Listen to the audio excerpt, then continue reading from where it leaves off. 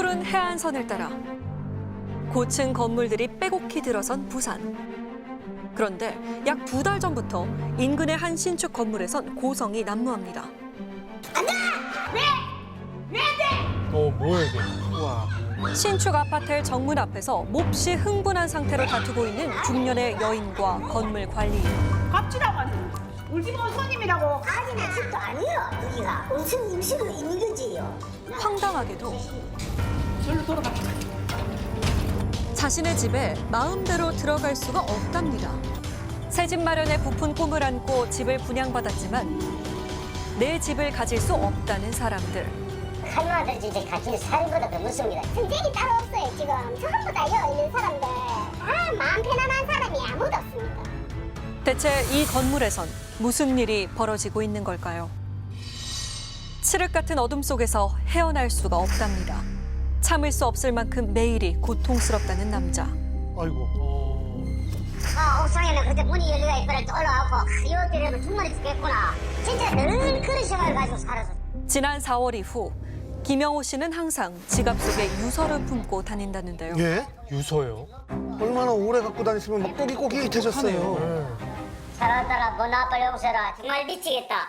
사고 싶지 않다. 미안하다. 아이고. 항상 지갑이 늘고 내 항상 그런 마음을 실제 물고 있어요. 아내는 그가 유서를 품고 다닐 정도로 힘든 상황일 줄은 꿈에도 몰랐답니다. 유서를 쓰신 걸 알았어요? 처음에는 몰랐어요. 한참 돼서 좀 알았어요. 충격이지. 아니 얼마나 놀랐을까요? 그러니까요. 대체 영호 씨에겐 무슨 사연이 있는 걸까요? 모든 건 이 신축 아파트를 살게 된 후 시작됐다고 합니다. 아니, 무슨 일이죠 지금? 지난 4월의 어느 늦은 밤, 한 남자가 다급하게 자신의 집을 찾아왔다는데요. 어느 날 갑자기 사장님이 오더만 선생님 아저씨 누구십니까? 이러더라고. 내가 아저씨 누구신가? 이렇게 나 이제 계약한 사람인데요. 황당하죠?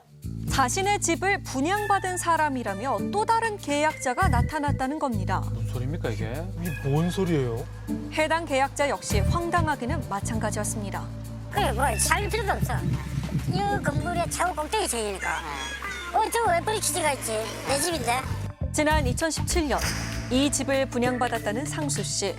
입주도 하지 않은 집에 불이 켜진 게 이상했다는데요. 아이고. 아무 생각이 없었어요.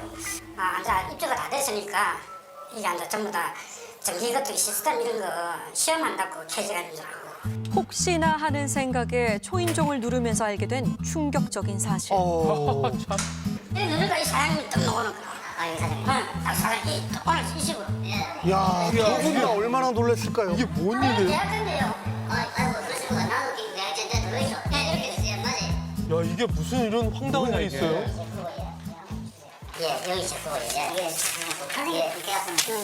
제 거예요. 놀랍게도 우와. 계약 날짜만 다를 뿐 같은 집을 분양받았다는 겁니다. 에? 진짜 사실인가? 예? 지금 이 현 시대에 이런 일이 벌어지겠어요? 그러게요. 이건 나도 지금 이중계약이라고 생각 상상도 안 해요. 너무나 황당했지. 그로부터 4일 후 믿을 수 없는 일이 또 벌어졌습니다. 이번에는 한 젊은 부부가 예? 이 집의 계약자라면서 찾아온 겁니다. 또 한 4일이가 지났게 어느 또 젊은 부부가 오더만 띵동하길래 문을 열어줄게. 아저씨 누구세요? 이랬다고 내가. 그래서 내가 누구십니까? 이렇게. 아니 이 집 내가 계약한 사람인데요. 황당스럽고 당황스럽죠. 와. 이번에도 계약 날짜만 다를 뿐 같은 집을 분양받은 것으로 확인됐는데요. 아니 이게 어떻게 가능하죠? 한 집의 계약자가 2명이라는 것도 황당한데 3명이 돼버린 기막힌 현실. 대체 어디서부터 잘못된 걸까?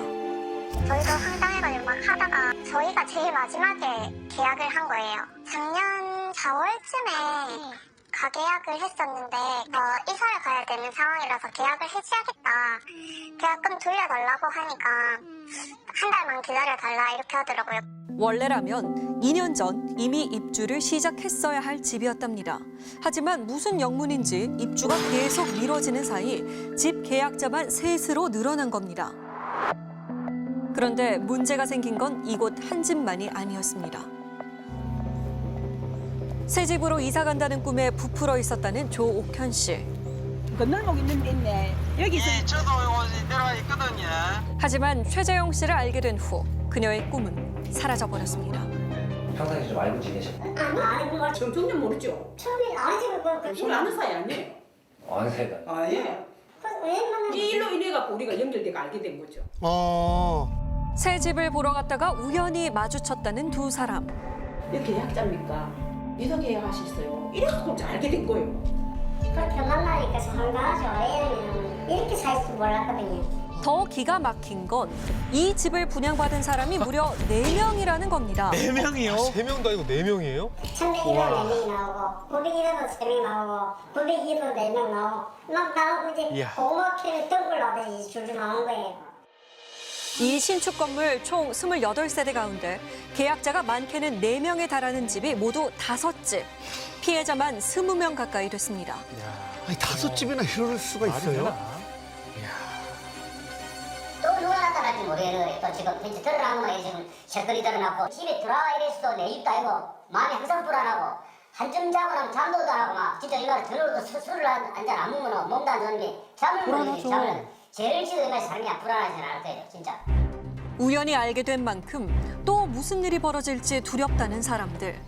다시 한번 집을 살펴보기로 했습니다. 그런데 아이 아무도 들어갔어. 양해를 하고 좀 들어갔어. 양해를 왜요? 남편라도 그거 전화번호 나눠놨잖아요. 지금 누군데 이런 얘기를 하는 거예요? 제작진의 출입을 막아서는 남자. 우리 집에 왔어요. 왜 우리 집 온 손님인데 왜 그래요? 아줌마. 우리 집 온 손님이라고. 아줌마 집도 아니에요. 거기가 온천 임시로 있는 거지요. 거기가 비밀한테 물어봤어요. 아니 물었다면 비밀번호 가르쳐 줬었네? 비밀보다 내주지. 그러니까 내가 아는 말로. 그래 이거 따고 전화야. 아줌마 말할 필요가 없지 그러니까. 말할 필요 없다 이 말이야. 그럼 나도 내 맘대로 해야지. 그러면 친구라면서 해결하면 해. 가요. 계속해서 고성이 오갔지만 아랑곳하지 않더니 결국 출입문을 닫아버렸습니다. 혼선의 잘못인데 피해자들이 고통을 받고 있어요. 말이 됩니까? 절로 돌아가. 갈등은 점점 커지는 상황. 우리 집으로 저쪽으로 문 따고 들어갔다니까. 우리 권리 행사하려고. 대체 언제까지 이처럼 답답한 처지로 살아야 하는 걸까요? 출입을 막은 남자의 얘기를 들어봤습니다. 근데 어떻게 되세요? 네 회사 직원입니다. 그 다중계약건에 대해서 이제 이야기를 들었지 이제. 거기서는 뭐 회사에서는 얘기 없나요? 그거는 잘 모르겠습니다. 상세 내막은 잘 모르겠고. 2년 전 분양을 받은 후 처음 집을 보러 왔다는 박동진 씨. 뉴스를 보고 아씨 내가 계약한 날 똑같네 해서 그때부터 제가 알아본 거거든요. 불행 중 다행인 건지 아직까지 자신의 집엔 또 다른 계약자가 나타나진 않았답니다. 저 일주도 못했어요. 왜요? 일본을 받은 게 없어요. 절대로 들어간답니다. 계약금보다 1,500만 더 내서 5,500만 있어요. 근데 지금은 일본도 모르고 남들도 입주했는데 그게 저한테는 이 입주한 사람들 다 잔금을 치렀대요. 돈을 다 줬다. 그럼 나도 기다릴게. 너희한테 줄 낼 수 있을 때까지 기다릴 테니까 뭐 얘기했는데 아니 알아보니까 전혀 그런 사람 보였어요. 저는 뭐 중간에서 아무것도 못했죠. 그런데 아무도 없을 거라 믿던 집에 사람이 살고 있었습니다. 큰일 났네. 저 1300이고 계약자인데 만날 수 있을까요? 누구시요? 1300이고 계약자요. 계약자요? 예. 문이 열리고 집 안에서 모습을 드러낸 이들은 한 신혼부부였습니다. 살고 계시는 거잖아요, 지금 이분들이. 이게 말이 됩니까? 여기 작년 11월에 계약을 했는데 혹시 언제 계약하셨어요? 작년이요. 15년도 계약. 누구랑 계약하셨어요, 혹시?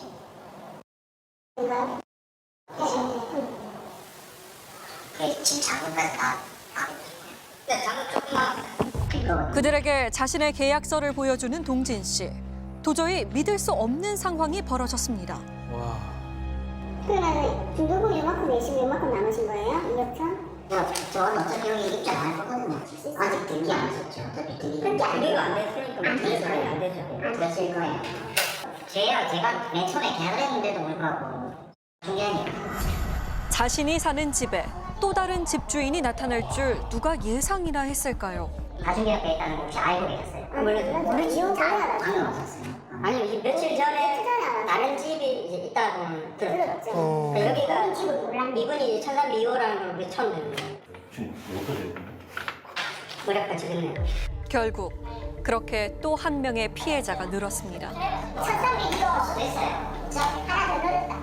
계약자가 많게는 4명에 달하는 것으로 확인된 집이 현재까지 모두 6채.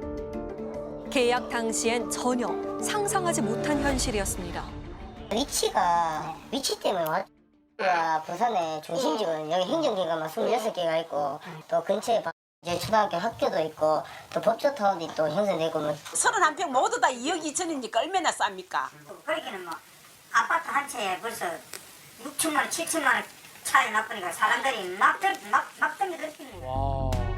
사람들의 마음을 단박에 사로잡은 건 시세보다 저렴한 분양가였습니다. 게다가 건설사 회장과 직접 계약을 해서 더 믿음이 갈 수밖에 없었다는데요. 이런 식으로 계약자 계속 모은 거네요. 그런데 취재 도중 알게 된 놀라운 사실. 이게 작년 12월 9월에는 이걸 다 팔았다는 거죠 이렇게? 아니, 이거 못 팔았다고? 못 팔았다고 나왔고. 이미 계약이 완료된 집을 또다시 분양해달라 의뢰했었다는 해당 건설사. 계속해서 또 다른 계약자를 모으고 있었다는 겁니다. 야, 어떻게 저럴 수가 있죠? 처음에 이 표도 안 닦았는데 우리한테 와가지고 그게 다 됐었다고 뭐 한두 개 남았다 하던가. 근데 어이구 표도 안 닦았는데 무슨 분양이겠노 이랬거든요. 그 이후로 계속 뭐 언제 분양한다 하면서 자꾸 오래 끌더라고요. 이미 이 일대 부동산 관계자들 사이에선 평판이 좋지 않았다는 해당 건설사. 주로 돈 문제가 많았답니다. 그래서 돈을 갖다 먼지비가 자기네들 준공하고 하는데 돈이 좀 필요하니까 싸게 이만큼 해주겠다. 그래서 2억 3천짜리 같으면 3천만 원 할인해주고 2억 좀 해주겠다. 돈이 없이 막 땡기시면 저쪽에 보험사가 여러 군데 걸리는 거더라고 이래가지고. 피해자가 있어요? 얼마나 돼요? 내가 알기로는 4명 정도로 알고 있는데. 4명이요? 집을 싸게 주겠다며 계약자를 모은 후 그 계약금을 사용해 계속해서 공사를 벌여왔다는 겁니다. 수소문 끝에 한 피해자를 만날 수 있었는데요. 그러니까 내가 지금 죽겠다니까. 이 사장님이 알아. 그리고 우리 애들 있잖아. 우리 조그만 애들. 길거를 진짜 나서게 나가고 생겼다니까. 장난을 쳐도 어느 정도껏 쳐야지. 2년 전 단골 손님이던 건설사 직원을 통해 강 회장을 알게 됐다는 수임 씨. 좀 쌌죠? 한 6천 정도 싸게 해준다 해서. 그러니까 그게 급하니까. 그걸 바꾸기 위해서.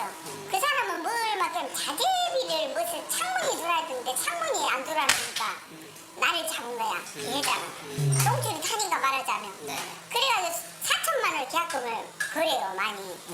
그래야지 싸게 해준다고. 그래서 4천만 원 그것도 대출을 받아서 내가 줬더만 아니 안 해주는 거야 등기를. 3억 원 가까운 집을 2억 2천만 원에 샀지만 2년 동안 소유권 이전을 해주지 않고 있다는 건설사. 이게 다 이자인 거죠? 그거에 대한. 게다가 건설사에서 소개해준 은행 대출을 받은 게 문제였습니다. 선생님이 36만 원 나가고 그래. 보험회사에 대출이 9.8%짜리 그걸 대출을 받아갖고 해주고. 그 이자가 지금 얼만데 여기저기 이자가 한 200만 원씩 나가거든요. 정말 높은 거 아니에요? 때마침 여보세요? 잠깐. 해당 건설사에서 전화가 걸려왔습니다. 아니 근데 왜 그렇게 계속 밀고 해결도 안 해주고 그렇게. 아무래도 대출 받으라니까 아무래도 또 들어오고 또 풀어놓으면 또 우리도 들어오고 풀어놓으면 또 우리도 들어오고 이래가지고. 아니 해결해야지. 그거 사기꾼이고 완전히 얘잖아. 그죠? 지금 집구석이라도 팔아서 해결을 하지도 않고. 지금 도망가면 기사이분부터 좀 도망가겠지. 근데 왜 저렇게 일을 계속 벌리는데요? 걸리는 게 아니라 풀으라고 하니까 저런데 자꾸 욕심만 자꾸. 사람이 회사가 요것밖에 안 된다 이러니까 자꾸 욕심도 부리고 하니까. 지금 2년이 넘었잖아요. 미치겠어요 지금. 그리고 이자가 그냥 한 달에 얼마씩 나가는데. 아 빨리 좀 해결 좀 하세요. 예, 알았어요. 그런데 건설사가 소유권 이전을 해줄 수 없는 이유가 있었습니다. 피해자들의 집을 담보로 거액의 돈을 빌렸기 때문인데요. 너무하네 진짜. 아무래도 자금력이 딸렸다라는 거는 이 분양 사업이 원활하지 않았다라는 아. 거고 시행사 측에서 이 분양 사업을 통해서 이득을 취하기가 어려웠다라는 구조거든요. 그래서 이 부분을 조금 충족을 시키려고 여러 사람한테 분양 계약을 하고 한 호실을 그 분양 대금을 편취하려는 의도가 아니었을까 싶습니다. 이야. 피해자들은 모든 책임이 건설사 회장인 강 씨에게 있다고 주장합니다. 그러게요. 그렇게 저는 진짜 죽일 인간이에요. 진짜 사기꾼이에요. 이 애들 돈이 어디서 나오겠어요? 사기쳐서 사실. 전도유망한 기업으로 믿음과 신뢰를 준다던 건설사. 하지만 계약자들의 신뢰는 이미 저버린 지 오래입니다. 얼마나 이게 씁쓸한 얘기입니까? 예, 회장님. 여보세요? 예. 그러니까 저희 오늘 입금이 안 돼서 부장님한테 얘기를 하니까 금요일에 얘기하시더라고요. 예, 왜냐 우리가 돈이 어제 들어오게 돼 있었는데 어제 돈이 우리가 펑크 났어요, 돈이. 5일밖에 안 들어오고. 적어도 분명히 약속을 했잖아요, 내가 이렇게 한다고요. 약속은 지키려고 하는 약속이잖아요. 그러니까 내가 6월 20일 날 마지막으로 한번 약속을 한다고 그랬잖아요. 그랬으니까 일단은 다른 분들 하지 마시고 일단 계십시오. 내가 다 정리를 할 거니까요. 그냥 이러면 나중에 선의 피자들만 많이 생깁니다. 이걸. 일 됐다고 깜짝 놀고 하는데 일주일만 기다린다. 조금만 기다리달라. 그래갖고 전화하면 전화는 아예 안 받아요. 현재 건설사는 어떤 입장일까? 좀 뭐라 그럴까요? 피해자들과 함께 해당 건설사의 입장을 들어보기로 했습니다. 저는 MBC 신화탐사대 이진영 PD라고 해결 방안을 모색해보자 해가지고 저희가 취재를 같이 왔고. 근데 그건 우리끼리 얘기해야 되는 거 아니야. 그리고 내가 이 집에 총 책임자도 아니고 내가 하는 얘기가 그게 뭐 취지가 된다는 게 나는 별로 다 같지가 않는데. 저희가 그러면 뭐 회장님이나 뭐 이렇게 대표분들의 어떤 얘기를 좀 들으려면 좀 어떻게 해야 될까요? 네 부장님한테 들어보십시오. 결국 아무런 얘기도 듣지 못한 상황. 그런데 어쩐 일인지 다음 날 갑자기 강 회장이 만남을 요청해 왔습니다. 하지만 선배님들 저희가 하고 같은 업을 하는 사람인데 이제 결론 드리고 그다음부터 이야기를 좀 드리려 합니다. 잠깐만, 근데 진짜 해결책을 갖고 있는 사람이 있잖아요. 그거 제가 이걸 안 나타났는데 아무런 해결책도 없는 사람이 오면 많아. 먼저 만나자고 했는데 안 나왔네요. 강 회장을 대신해 이 자리에 나왔다는 대리인의 얘기를 들어봤습니다. 여기 채권자들에 대한 권리 정리는 끝났고 여기서만 오케이를 하면 61억 대출받고 10대 끝장 상태에서 원래 했던 계약 순서대로 정리를 하겠다는 겁니다. 대신 901호 소유자 놓으시죠. 2,700만 원을 받고 이사비라도 한 500만 원 지원을 해드리니까 계약을 해주고 해지를 하고 나가시도 된다. 아니죠, 법적으로 이약금 뭐 아니, 줘야죠. 소유권을 받아가지고 대출과 동시에 같은 날에 대출을 해드릴 테니까 대출 받고 집을 사셔도 되고 그 잔금 납부 기간 유예가 받고 싶으면 유예를 해드리겠다. 특별한 해결책이 없자 화가 나 자리를 나가버리는 한 피해자. 그걸 내가 정리해서 전화 다 드리도록 하고 따로 한 번씩 또 미팅을 하든지 내일 다 모이든지 뭐 저녁에 모이도 조금 밤도 조금 다 상관없습니다. 내가 얘기하겠다. 또다시 기약 없는 약속만 남긴 채 양측의 대화는 허무하게 끝나버렸습니다. 아이고 정말. 그런데 회의 후 갑자기 제작진을 부르는 강 회장의 대리인. 왜요? 이 나중에 혹시라도 또뭐 언론이나 외부에 유출이 돼가지고 그런 기간이나 시간들이 안 좋은 게 또 다 중단되거든요. 뭐 근데 이게 또 나중에 부담자들한테 이렇게 나오고 나면 집값 떨어져요. 다중 계약을 왜 하셨다는 거예요? 나중에 아니고 부담자만이 대물 변제용 또는 부동산 담보용이라고 대출 담보용이라고 기재되어 있습니다. 그 이중 분양하고 상관없는 성질입니다. 실제로 여기서 이중으로 해가지고 내가 여기도 분양 실제 분양 계약금을 받고 여기도 실제로 분양 받은 건 한 건 정도 있는 걸로 제가 알고 있습니다. 어떻게 집 분양 계약이 부동산 담보대출 계약이 된다는 걸까? 안 보여 이 사람. 유심히 계약서를 살펴보는데요. 밀거는 없어. 특이사항. 밑부분에 뭐가 있노 특약이. 특약이 있나? 이게 뭐가 있어요? 그런데 일부 계약서에서 발견된 의문의 문구. 대여금 반환 시 분양 계약서를 회수한다는 건 무슨 담보가 뜻일까요? 뭔지 모르겠네. 담보로 분양하는 건 없습니다. 그런 말은 없어요. 특약이 적혀 있어도 설정권이 설정이 돼 있어야 됩니다. 특약에 있어도 의미가 없어요. 이건 사기입니다. 결국 허무하게 날아가 버린 내 집 마련의 꿈. 이 고통은 언제까지 계속돼야 하는 걸까요? 우리 그들 입장에서 그지 아무래야 뭐 이런 뭐 재산 전재산 다 얻어나는데 잘 되면은 뭐 잘 되면 되지 뭐 잘 되려면 뭐저런 좀 머리를 더 엉뚱한 사람이 나타나가지고 이렇게나 이거 무슨 되면 별 신비성 없다 생각했어요. 14개월 5개월 딱 속아가지고 이랬는데 누구 말을 지금 믿겠습니까?